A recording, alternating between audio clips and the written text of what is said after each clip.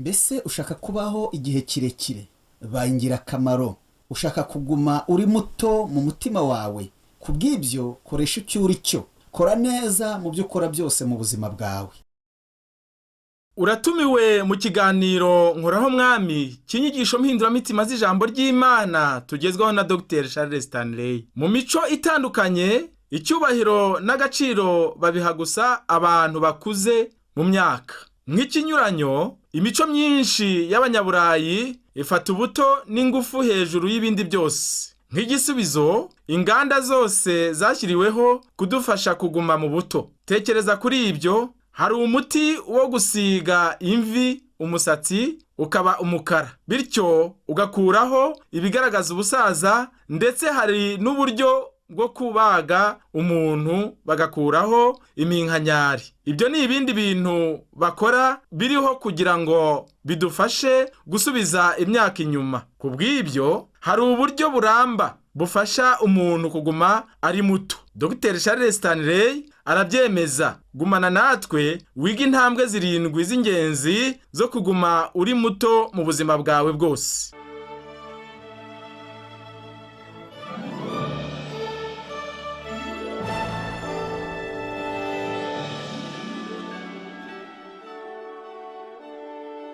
Icyo nshaka ko ubona muri ubu butumwa bwihariye ni iki ngiki: ntukwiriye gusaza. Umubiri wawe ushobora gusaza, ariko wowe ntukwiriye gusaza. Ibyo biterwa n'imyitwarire yawe. Icyo nshaka gukora nuko nshaka kuguha ibitekerezo bishobora kugufasha kuguma uri mutoya mu buzima bwawe bwose. Ushaka kuguma uri muto ubuzima bwawe bwose, ukwiriye kuguma wiga. Hari abantu benshi bifuza kureka kwiga, ntibashaka kwiga kuko ibyo bafite bibahagije. Hari n'abandi bantu benshi badasoma ikintu na kimwe gishyashya kubera ko badashaka ko ubwoko bwabo bunanirwa. Bashaka gusa ko undi muntu abibashyiramo mu buryo butabaruhije. Ni nayo mpamvu bicara bakareba televiziyo mu mwanya wo gusoma, hanyuma bakagerageza gushaka ikintu gishyashya. Imana ishaka ko rero ubwenge bwanyu butyazwa. Inashaka ko ibitekerezo byanyu byuzuzwa ijambo ryayo, kubera ko kuzuza ijambo ry'Imana mu bitekerezo byanyu bizagira icyo bikora ku mibiri yanyu, ku mutima wanyu, ndetse no ku bwenge bwanyu. Mbese ushaka kuguma uri muto ubuzima bwawe bwose, ubuzima bwawe ubwuzuze ijambo ry'Imana, kubera ko ibi ngibi ari byo bizaba. Ijambo ry'Imana rizatuma umutima wawe wera, umubiri wawe were, ndetse n'ubwenge bwawe buguma bwera. Ikintu cyose kitweza ni cyiza kuri twe, ntacyo bitwaye. Icyo cyaba ari cyo cyose gipfa kuba kitweza gusa. Ikintu cya kabiri nshobora kuvuga aha ngaha ni iki ngiki: ukugumana urukundo. Niba nta muntu ukunda, ntiwumva ukunzwe n'umuntu, kandi uzatangira gusaza hakiri kare. Tekereza kuri ibi ngibi. Kubera iki Imana yaturemye? Imana yaturemeye gukundana. Bene data, Imana yaturemeye kugira ngo wowe nanjye tuyikunde kandi dukundane. Ndakubaza gusa nti, ninde ukunda mu by'ukuri? Reka nkubaze n'iki kibazo: ukunda Imana? Wizera kandi akizera ko Imana, wizera ko Imana igukunda? Uravuga uti, ndabizi ko inkunda koko, kuko na Bibiliya irabivuga. Mbega wowe ibyo urabyumva muri wowe? Igihe uryamye nijoro urabyumva? Mbese igihe ubyutse mu gitondo n'igihe ugiye ku kazi, ku mwanya, ku manywa, wumva Imana n'urukundo rwayo mu mutima wawe? Kubera ko igihe wumva urukundo rwayo muri wowe, uzagira umunezero, uzagira icyizere, umutekano muri wowe, no kumva wishimye mu buzima bwawe. Niba ushaka kuguma uri muto ubuzima bwawe bwose, ni byiza ko ukunda umuntu utangiriye kugukunda Imana, hanyuma ukiga ukuntu watuma umuntu nawe agukunda.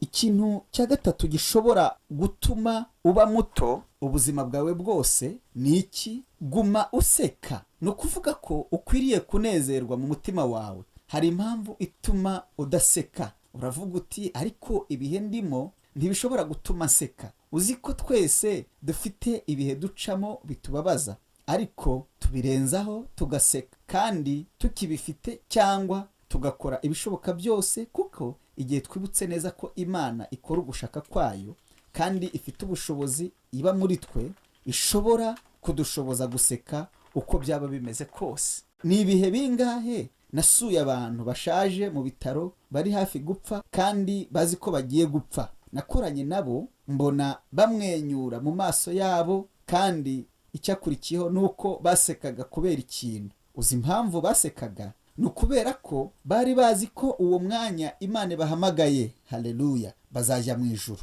Bari bafite ibyiringiro bihamye ku bijyanye n'imigendanire yabo n'Imana. Guseka rero ntibivuga gusa ko uba umeze neza, ufite ubuzima bwiza, ahubwo ni byiza ku mutima no ku mwuka w'Imana uba muri twebwe. Ubu niba wabagaho ubuzima bwo gukora ibyaha, gusuzugura no kwigomeka ku Mana, ufite ikintu urimo gupfusha ubusa, ndetse ni byinshi si kimwe, kubera ko urimo ujya mu cyerekezo kibi. Ariko niba uri umwana w'Imana, ukwiriye kuba urugero rwiza ku bandi bantu, kandi igihe Kristo aje mu buzima bwawe uba ufite impamvu wishima ukanezerwa. Umuntu ugukunda urukundo rutagira akagero, ari byo bivuga ko ibyo wakora byose ari ibijyanye n'amahirwe make cyangwa n'amakosa wakora, urukundo ruhoraho iteka, ntirwigera ruhinduka na rimwe ku Mana. Nk'umunyabwenge rero, niba ushaka kuguma uri muto, ukwiriye kuguma ukora. Abantu benshi b'abakristo ntibakunda iki gice. None Imana yavuze iki? Ibi ni byo Imana yavuze nk'uko tubisanga mu Kuva ibice 20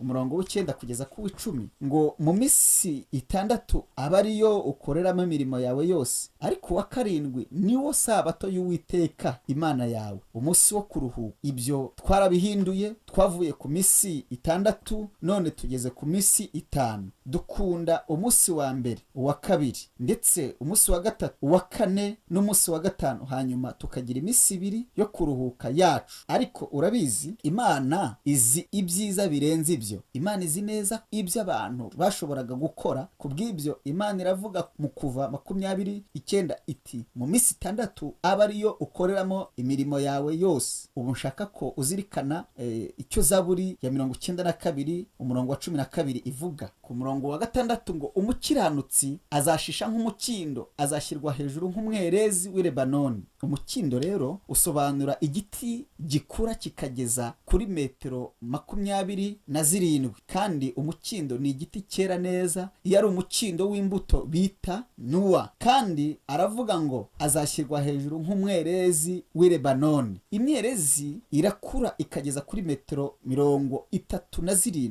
Ikindi kintu cyiza ku giti cy'imyerezi ni amababi yayo, kuko akenshi na kenshi usanga ateganye n'ubutaka. Ni amababi asa neza, akomeye, kandi rimwe na rimwe afite metero 3 z'ubugari. Kubw'ibyo Imana yakoresheje urugero rw'igiti gikomeye gishinze imizi kure mu butaka kandi cyera imbuto nyinshi. Kandi Imana iravuga ngo umukiranitsi azashisha nk'umukindo, azashyirwa hejuru nk'umwerezi w'i Lebanoni. No muri Zaburi ya 92 umurongo wa 14 Imana iravuga ngo bazagumya kwera no mu busaza, bazagira amakakama menshi n'itoto. Ibyo bisobanura ko ntacyo bitwaye uko twaba tungana kose, ko dushobora kwera imbuto no kuba abantu bakora. Imyaka twaba dufite iyo ariyo yose. Ushobora kuba warumvise ibyanjye uko byari bimeze mu gihe cy'ikiruhuko cyanjye cyo mu zabukuru. Ntabwo narwanyaga abantu bahindura akazi, nta nubwo narwanyaga abantu bavaga ku kazi kabo kabatungaga. Bakoze imyaka myinshi, ariko kujya mu kiruhuko cyo mu zabukuru ntugire icyo ukora ni icyaha, kuko uko ariko bigenda. Igihe uvuze ngo ngiye kwicara hasi hanyuma nkora icyo nshaka kandi ntacyo nzakora, ngiye kuruhuka, narangije gukora, uyu ni umwanya wo kuruhuka,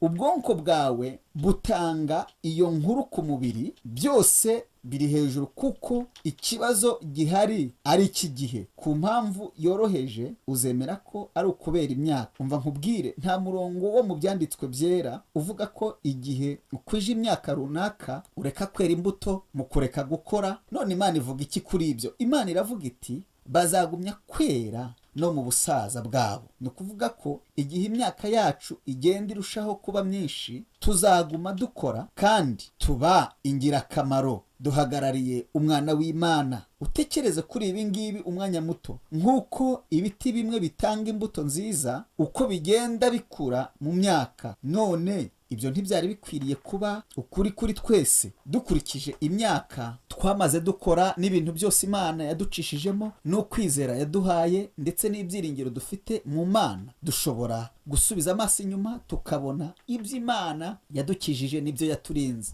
tubona n'ukuntu Imana yadufashije n'ukuri guca mu bihe bikomeye by'ubuzima kugira ngo tubeho igihe kirekire. Simvuze ko uko tugenda dusaza turushaho kwera imbuto nyinshi, twagombaga kwera kubera ko dufite byinshi byo gutanga. Ukurikije ibintu byose wize n'ibyo waciyemo mu buzima bwawe, Imana iravuga muri Zaburi ya 92 umurongo wa 14 iti bazagumya kwera no mu busaza, bazagira amakakama menshi n'itoto. Ukwiriye kwera imbuto mu busaza bwawe nshuti yanjye, kandi ukwiriye kugira amakakama menshi n'itoto. Amakakama asobanura ingufu ziva mu muntu, naho itoto risobanura kwiyuburura. None ni ibiki Yesaya avuga? Umuhanuzi Yesaya aravuga ko Imana yashoboraga guhindura ubusaza bwacu bushya n'ubuto bwacu bigahinduka bikamera nk'amababa y'igisiga. Ikintu cyose kijyanye n'igisiga kivuga ingufu, kandi icyo gisiga kiguruka mu kirere hejuru y'imiyaga myinshi. None Imana ivuga iki? Imana ishaka kuvugurura ubusaza bwacu bugasa nk'ubw'igisiga. Mu gitabo cy'umuhanuzi Yesaya ibice 40:29 kugeza 31 haravuga ngo niyo intege abarambiwe kandi utibashije imwongereramo imbaraga, abasore b'imigenda bazacogora baruhe, n'abasore bazagura rwose. Ngariko abategereza Uwiteka bazasubizwamo intege nshya, bazatumbagira mu kirere bagurukisha amababa nk'igisiga, baziruka be kunanirwa, bazagenda be gucogora. Haleluya! Kubera iki dusaza? Niki gitera gusaza? Nuko tureka gukora. Imana ntishaka ko tureka gukora uko imyaka yacu ishobora kubingana kose cyangwa ibyo twakoze mu buzima, ahubwo igihe cyose byakagombye kuba byiza bishyashya gusumba ibya mbere. Hari ikintu ushobora gukora kugira ngo were imbuto mu buzima bwawe. Igihe ntekereje ku bijyanye n'umubare w'abantu bakeneye umwami Yesu Kristo n'ibikorwa byinshi bihari, niba ushaka kuguma uri muto mu mutima wawe no mu buzima bwawe, ugomba gukora nk'uko Imana ivuga ko turi abakozi. Uko niko bizagenda. Uzagira ibitekerezo bikomeye kuri we, uzumva ko ukenewe, uzumva hari icyo wakoze kandi hari kizaba mu buzima bwawe cy'ingirakamaro. Ijambo rikurikirana nashakaga kuvuga ni gusiga. Uravuga uti gusiga bivuga iki? Ni ugusiga iki? Ni ugusiga inyuma yawe ibintu byose bituremerera nk'ubwibone, agahinda, gushavura, ubwoba, kugwa nabi, kugayana n'ibitekerezo byo kwangwa. Ni ugusiga uburyo bagufashe mu gihe cyashize mu buzima bwawe, ufite ububabare bwa kera n'ishyari wagize mu buzima bwawe.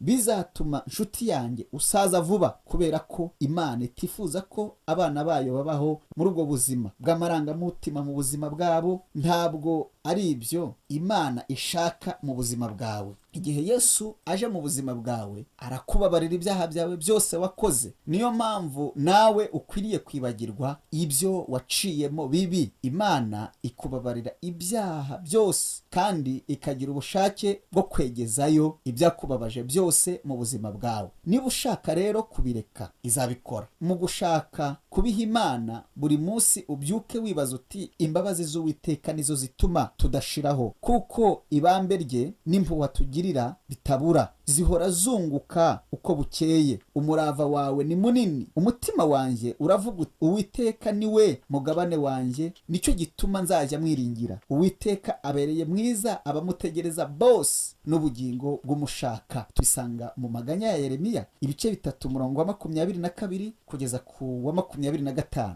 Umurava we ni munini, imbabazi ze zihora zunguka uko bukeye. Wowe nanjye dufite ikimenyetso gishya buri munsi. Dufite dufite uburenganzira bwo kunezezwa no kunezerwa, kwishima no gutangazwa n'ibyo Imana igiye gukora. Nubwo iminsi yatwereka ko ikomeye kandi ishira vuba, wowe nanjye dushobora kugira umunezero urenze uwo twagombye kugira mu buzima. Nshuti yanjye, irindi jambo nshaka kuvuga ni ubushake. Mwese murazi ubushake. Uravuga uti ushaka kuvuga iki? Mu kuvuga ubushake nshaka kuvuga ibi. Twese dushobora kugira inzozi n'ibyifuzo n'intego mu buzima bwacu, kandi Imana ifite intego z'ubuzima bwawe n'ibyifuzo igufitiye. Muri Zaburi ya 37 umurongo wa 4 ndiyavuze uti kandi wishimire Uwiteka nawe azaguha ibyo umutima wawe usaba. Abantu bamwe baravuga ngo nta ntego dufite mu buzima bwacu. Ndatangara cyane igihe mbabajije abantu nti intego zanyu ni zihe mu buzima. Rimwe na rimwe barandeba bakavuga bati intego zivuga iki? Nibyo, ni ukuvuga ibyo wisunga mu gukora ni ibiki, niki ushaka kugeraho mu buzima bwawe. Ni by'ingenzi kugira ubushake bwo kugira icyo ukora mu buzima bwawe. Kenshi na kenshi umuntu aravuga ati nshaka kubaka urugo, nk'abasore cyane cyane. Ni byiza, ndabyumva. None hari ikindi kintu ushaka gukora nyuma y'ibyo? Niba ari ibyo gusa ushaka, ntureba kure, kuko Imana ifite imigambi n'intego bikomeye kuri buri wese mu bana bayo. Ibyo ndabyumva cyane. Ntibazagira intego zisa, kandi icyo si ikibazo. Ikibazo ni ukubaza Imana uti Mana, umugambi wawe kuri njye mu buzima bwanjye ni uwuhe? Niki wanteganirije?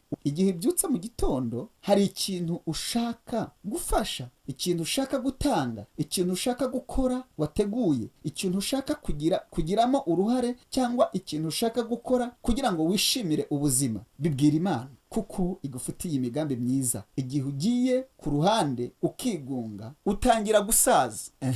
Niba ushaka kudasaza, ukwiriye kugira imigambi n'inzozi bigera kure. Bigomba kuba bigera kure bihagije ku buryo udashobora kubigeraho udafashijwe n'Imana. Hari ibintu wowe nanjye rero dushobora gukora mu mbaraga zacu za kimuntu, kandi hari n'ibindi byinshi mu buzima dushobora gukora dufite abadutera inkunga. Kandi nibyo, dushaka inkunga mu buzima kugira ngo dukore ibintu byiza. Urabona ko nta muntu n'umwe muri twe uzi icyo dushobora gukora. Ntuzi ubushobozi bwacu uko bungana, kandi nta nubwo uzi icyo ushobora gukora mu gihe utarabona ugutera inkunga yo kugira icyo ukora n'icyo ugeraho. Ni nayo mpamvu ibihe bikomeye mu buzima bibaho, kugira ngo bitwigishe, kubera ko washoboraga kuvuga ngo urabizi. Sinashoboraga kwizera ko nari kubishobora. Sinashoboraga na rimwe kwizera ko byashoboraga kumbaho. Kandi urabona ko muri ibyo bihe wihitiyemo washoboye kugira ubwenge bwinshi, ingufu nyinshi no kwizera gushyitse. Uko umara igihe kinini uri muto mu bwenge, niko urushaho kuba ingirakamaro mu bwami bw'Imana. Haleluya! Simvuze ko uzaba uw'agaciro gake mu maso y'Imana, ahubwo navuze ko uzaba uw'ingirakamaro cyane mu maso y'Imana.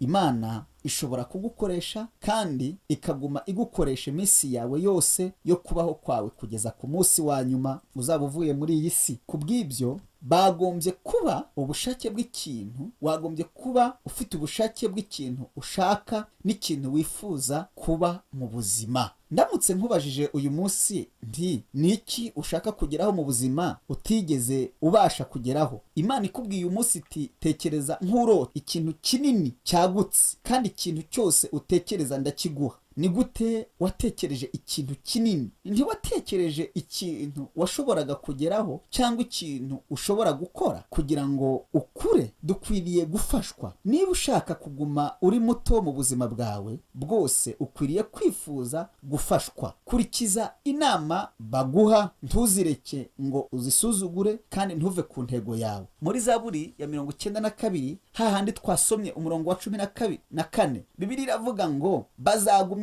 kwera no mu busaza, bazagira amakakama menshi n'itoto. Muri iyi myaka ya nyuma, amakakama menshi mu buzima bwacu, kandi tuzagira imbaraga z'Imana mu buzima bwacu. Uzahindurwa mushya nk'uko imbabazi z'Imana zihora zunguka buri munsi, n'imbaraga z'Imana zihora zitubonekera buri munsi. Ntacyo bitwaye icyo twahura nacyo mu buzima cyose mu nzira yacu, kuko tuzagitsinda mu izina rya Yesu. tuzabasha kujya imbere, dukomeze gukura, kandi tuzagera ku byo twifuza, kandi inzozi dufite zacu zizaba ukuri. Haleluya. Ndushobora gusaza keretse ubihisemo. Umubiri wawe uzasaza, yego, ariko ntukwiriye gutuma ubwenge bwawe busaza n'umutima wawe ngo nawo usaze. Inama naguha ni uguhitamo ikintu cyiza ku Mana. Mbese ushobora gusaba umwami Yesu Kristo kugufasha. Niba utarigeze umwizera nk'umwami n'umukiza wawe, ikintu kimwe ushobora gukora ni ukumusaba imbabazi no kubabarirwa ibyaha byawe. Ariko numara kumwakira nk'umwami n'umukiza wawe, ufite amahirwe menshi atarondoreka, ndetse ufite uburenganzira n'ububasha bwo kujya kuri Data wa twese wo mu ijuru, uciye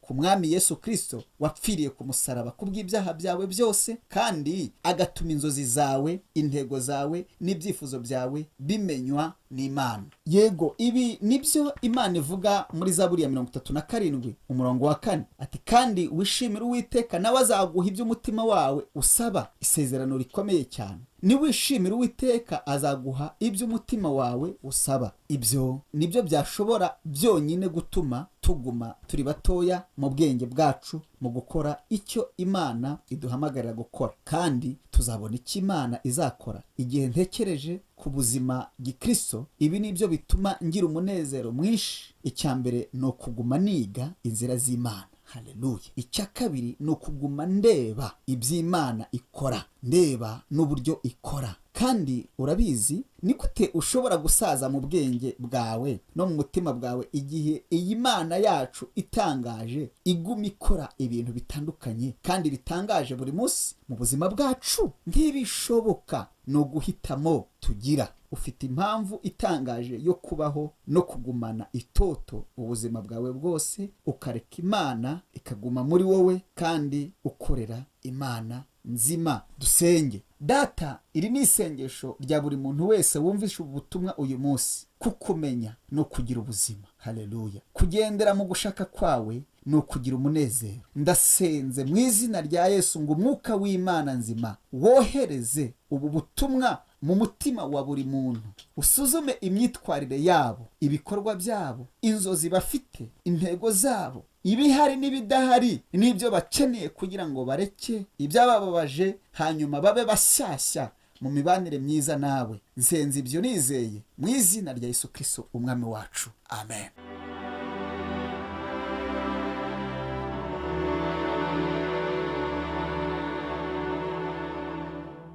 Agahinda kuzuye umutima wawe n'ubwoba bitumye umubiri wawe ucogora. Ariko Dr. Charles Stanley yasobanuye neza ko abiringira Uwiteka kandi bakamutegereza mu kumva icyo ababwira bashobora kubaho ubuzima buzira ubwoba, kuko bazi ko Imana ibitayeho. Nubwo twese dusaza, ntitugomba kumva ko dushaje. Zaburi ya 92 umurongo wa 12 kugeza ku wa 15 iratwibutsa ko umukiranutsi azashisha nk'umukindo, azashyirwa hejuru nk'umwerezi w'i Lebanoni. Ubwo batewe mu rugo rw'Uwiteka, bazashishira mu bikari by'Imana yacu. Bazagumya kwera no mu busaza, bazagira amakakama menshi n'itoto, kugira ngo byerekane yuko Uwiteka atunganye. Niwe gitare cyanjye, ntarimo gukiranirwa na guke.